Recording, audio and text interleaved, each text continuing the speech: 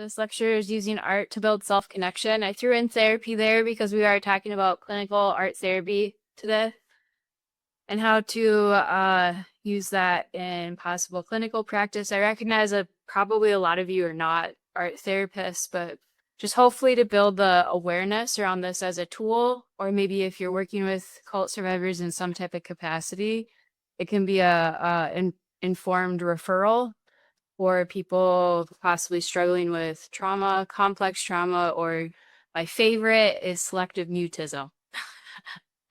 So I'll go ahead and introduce myself. So I'm Natalee Stockdale.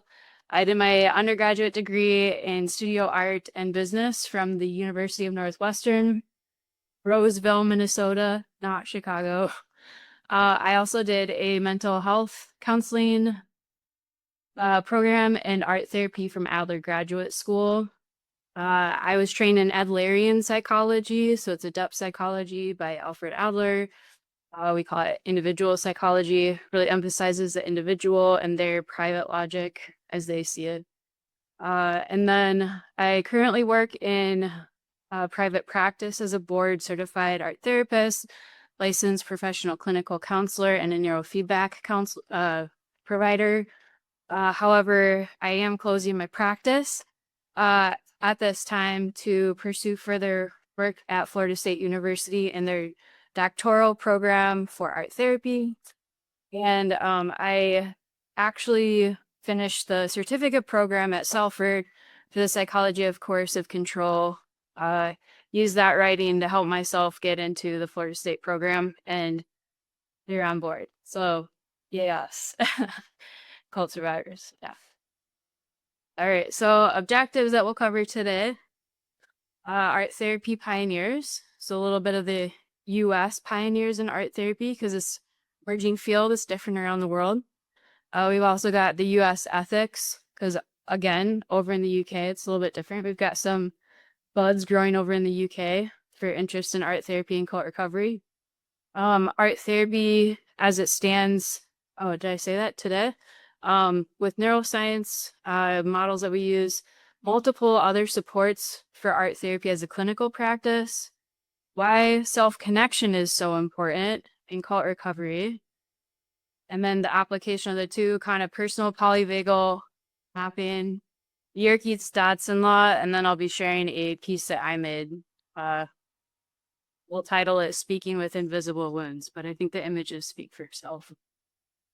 Also, we're a pretty small group. If you have questions or I'm not clear on something, sometimes my mind goes blank and I don't always perceive what I don't know. So if I'm not making sense, just throw a hand up.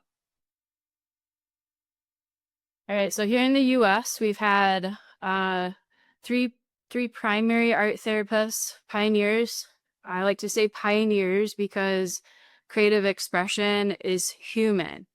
It's as old as we are. People who are really honing in on it are what you see here.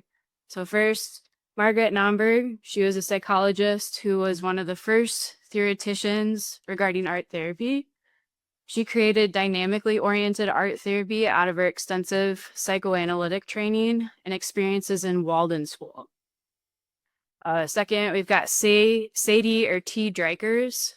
She was a therapist using individual psychology, and she merged that with art materials. So individual psychology also has a lot of methodology, kind of like psychoanalysis does. In IP, we focus on early recollection. So those are memories 0 to 10 because of the neuroplasticity that happens during that age. How that translates to style of life today, fostering cooperation and how we interact with others, family constellation work and atmosphere. So we're like really addressing those possible coercive control patterns, what's right, what's the productive thing, and how to honor ourselves and others in life, and then our self-life task.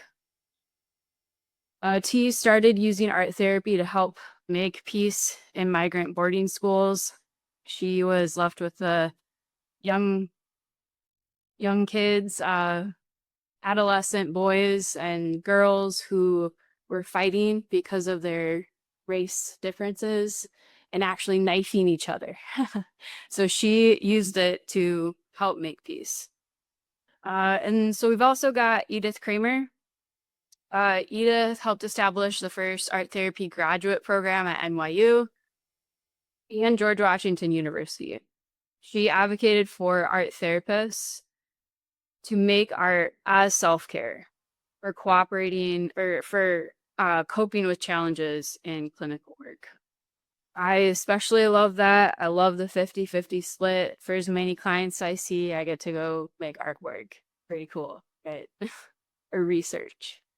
So she's noted for working with troubled, hard to reach children and coining the term art as therapy.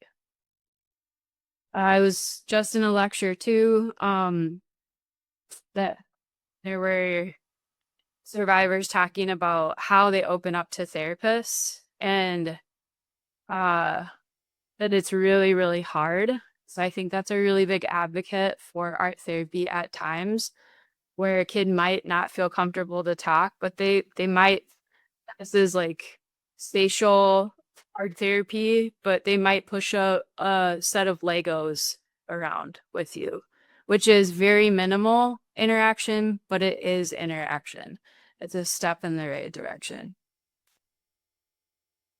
Or a direction.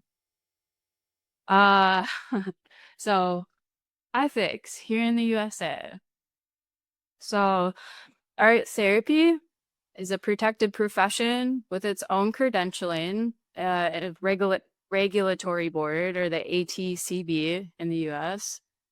Art therapy is an emerging field, so some states have their own licensing to help the art therapist practice as an independent clinician. You see all of them listed there. I'm not going to read them. Where I'm from, Minnesota, is working on current legislation for this. Florida, where I'm moving to, has had some efforts as well. I think they're a little bit, have a little bit more work to do on it. States that don't have licensing for art therapists require art therapists to get dually licensed. If we don't have that LPCC or LMFT license or social work along with board certification, we risk lower pay, not being taken as seriously, less formal jobs, and basically not being taken as seriously by the mental health care providing field. So, what it required for me to be an art therapist is an undergraduate in studio art and some psychology credits, a master's degree in art therapy that's approved by KHEP accreditation, 1,000 hours of postgraduate clinical experience, 100 hours of ATCS or art therapy supervision specifically, and then passing a national proctored exam. That is only for art therapy, so I don't get reimbursed by insurances or even recognized by insurance companies for that. So I've also had to do LPCC licensure, which some of it tracks the same, but it's actually 4,000 hours for the LPCC license and then 600 hours of supervision. So it's pretty rigorous.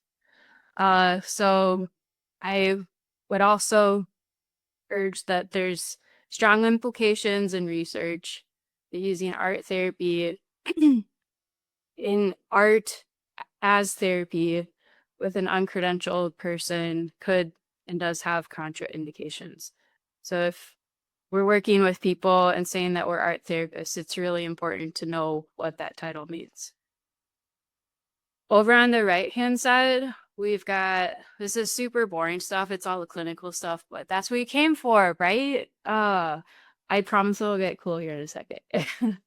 Expressive arts therapies is a really big, broad term that includes drama and dance, art, and music. So there's a big broad that someone in an expressive arts therapy program would get certified in, and they've got training in all of them. Once you break down into the drama or art or music or dance and movement, there's really separate credentials and we're not cross-trained in the other ones. So I'm a dyslexic. I think in pictures. I love to talk in pictures. So I am a art person. I'm not a drama person, not a music person, not a dance and movement person. Art. So I can call myself an art therapist. I'm not an expressive arts therapist. That would be the other things as well. And pretty much for the most part, those are national credentials here in the US. Everywhere else, it's um similar but different systems. All right, so we're gonna get into our treatment modality that art therapists are being trained by. This is part of the KHEP accreditation requirements.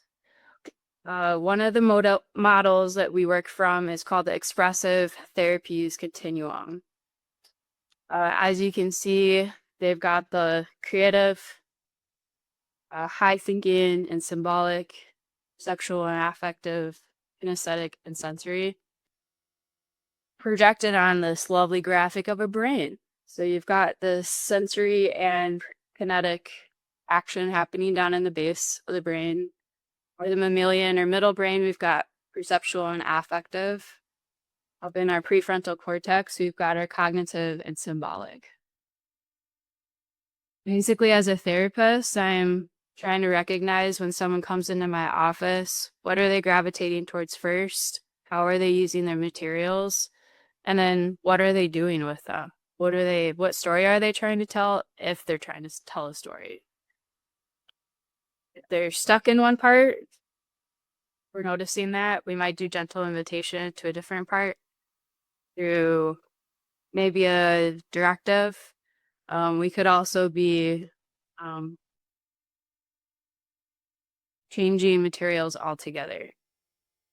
So the art therapy or the expressive therapies continuum is a neurologically based model that's backed by it was a theory pioneered by, I should say model. Models and theories are different.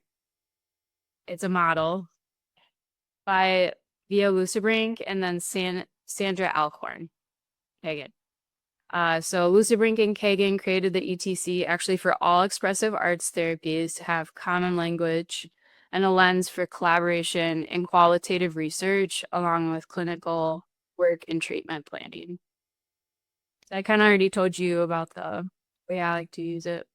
So I had a different example last night to work with this, but I think an example would be like someone might come in with a lot of religious rigor and programming, and they might really be stuck in symbolic.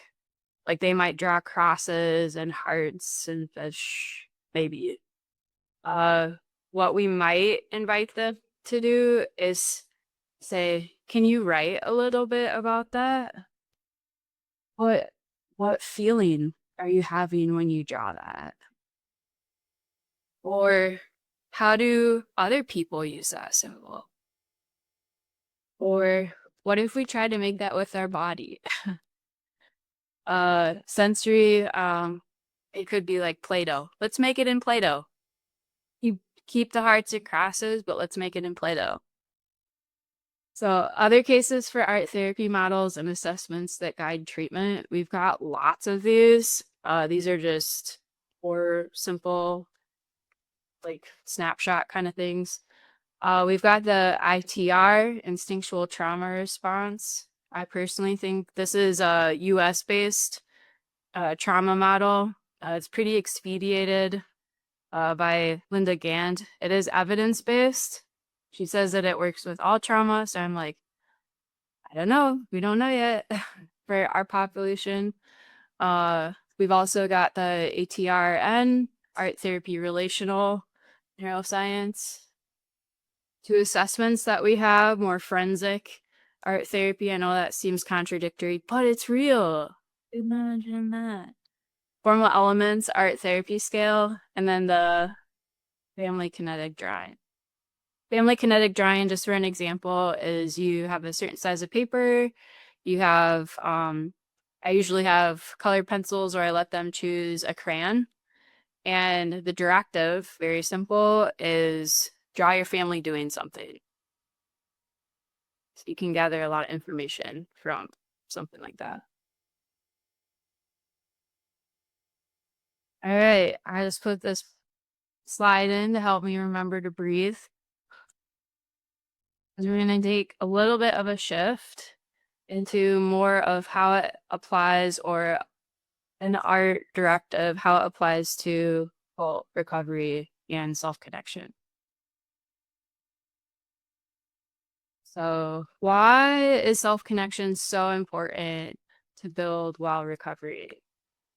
As many survivors know, shame is something that is really emphasized and weaponized in these groups. So self-alienation is one of the coined terms by Daniel Shaw in some of his writings. So he says self-alienation is an expression of deeply internalized shame.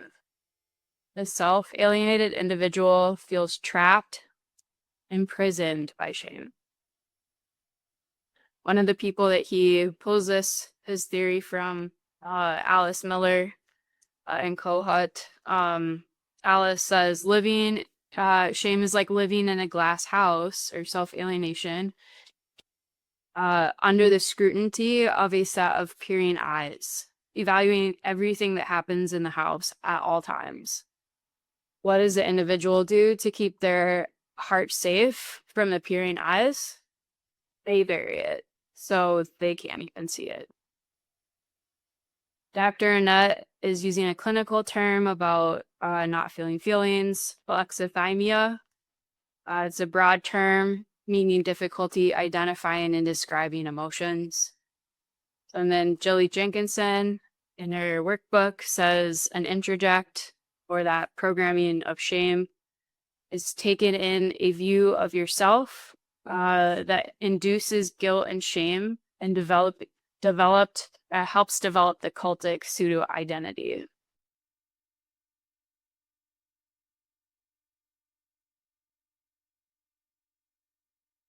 I have a spelling error in here. I am a dyslexic, so sorry. Mapping a positive moment for an anchor. If anyone wants to be my ghostwriter or proofer, talk to me afterwards. So this is called a visual. I call it the somatic mapping. It's pretty common art therapy directive. I'm just merging it with something called Offner here. And this would be considered an art therapy directive. You could use this all throughout treatment. Probably different portions would be utilized at different points, but in general, if someone came to me and we got through intake and we were about ready to start a formal art directive, we would talk about product art versus process art. So there's kind of some priming here with art therapy that we're not making products here in therapy. We're actually looking at the human behind the art. So that's the process. Who's the person in the chair actually making the art? So, and then we also talk about art trauma, because lots of people come in and they're like, I'm horrible at art. Oh my gosh. But, there's like a lot of history that comes up with even pulling out a box of crayons. And so we might talk about art trauma, which art a lot of times taught in schools is it has to look a certain way. It's inside the lines. It's these colors. T Drakers, the individual art therapist, she was actually scolded by her teacher for coloring a cow purple and told to sit in the corner. And she tried to contact her mom and can get her to conform that cows are brown. And her mom defended her. I love that. She's like, cows can be purple. So That would be a great example of an early recollection. It empowered T to be creative, think outside the box, not have to be super literal. So part one of the directive would be take a moment to notice a time when you felt safe or safe enough. Notice what happens in your body. And then use colors, lines, and texture to represent what you notice in your body as you recall the safety.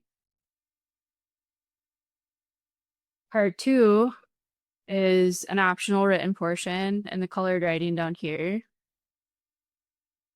There are 4 questions, observation, feeling, need, and a request. They come from Nonviolent Communication or Dr. Marshall Rosenberg. I like to invite them to do this, but they don't necessarily have to, because sometimes it's can be kind of a structure that feels imposing. So want to be mindful of that. The advantages of noticing or naming what's happening, observation, and then assigning a feeling and possibly a need are that we start to build a vocabulary and somatic awareness of feelings so that we can help them have that awareness for when they go back out into the world to honor what's happening inside. Something important to note with art therapy and cult recovery is in Lifton's book, Thought Reform and the Psychology of Totalism.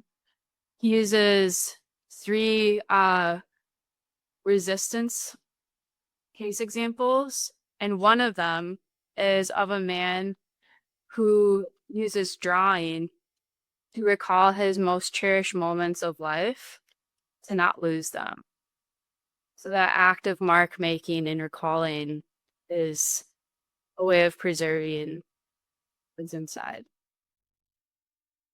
Another reason why somatic mapping is a helpful tool is that we experience our memories up to 60% when we recall them. I've got 10 minutes left, so I'm gonna breeze through this one. It started a little bit late. Got sidetracked in the other talk. So personal polyvagal mapping. This is a poster that I keep in my office. I'm talking about the physiology of feelings. Feelings are something that happen in our body. It's a cueing system that when we honor the self and do quality listening to that, it can be an alarm system that helps us respect ourselves.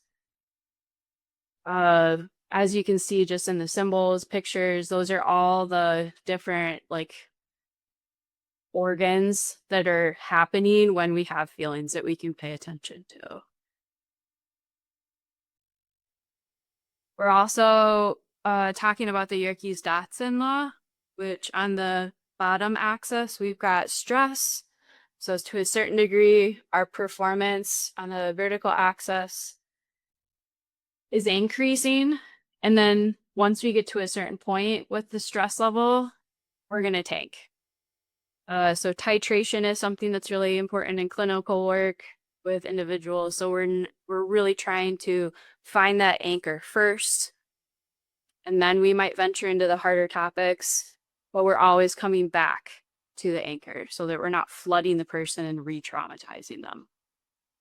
I think it's especially important with cult survivors because of this like special niche of dissociation to be attuning to our client or in clinical setting. They don't know always when they dissociate. I don't know always when I dissociate. And sometimes it's like almost too late. So knowing where the anchor is really important. And the tangible object of a drawing can sometimes be nice. So I've done hundreds of somatic maps. It was my way of connecting with myself and talking about what my experience was. I'm a survivor too. I'm a first gen. Got involved in my early 20s. And my maps have evolved. So this is a more evolved map, somatic map. It's a digitized or pixelated picture of an x-ray of my spine. So when I was a kid, I broke my back on a seesaw, and I now have a collapsed disc in my back and a grade 2 spondylolisthesis that I never knew that I had. So it's kind of like that dissociation in a way from cults. I didn't talk about my cult experience for over a decade. Uh, Doing this bracelet. So this is a Miyuki bead bracelet made on a bead loom. It took me over 60 hours. I sat with other creatives and shared my story as I was making this piece. And through that, I was able to honor my wound. I can't undo what happened to me, but I can learn about it, and I can know and learn how to best care for it as I age. I also really love, this is on the ETC, would be me using symbols to honor my wound. I chose semi-precious metals, so these sterling silver beads in here. They're actually kind of expensive, but just to spend time and choicefully thread them onto the bracelet to respect the image of what's happening in my body.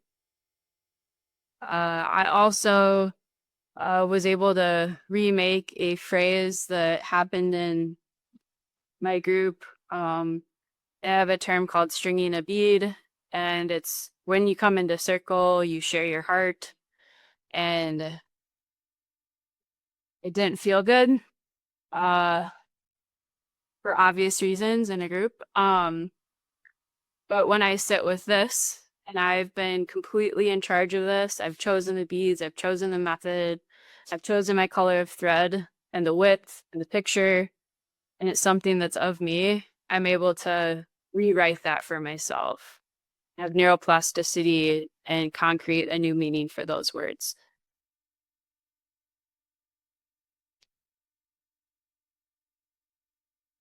All right. So in that way, I am able to speak with my physical invisible wound kind of as a symbol or metaphor of recovering from cults. Thank you so much for being here today. My email's there if you want to add me on LinkedIn. That's a QR code. And I've got some references as well.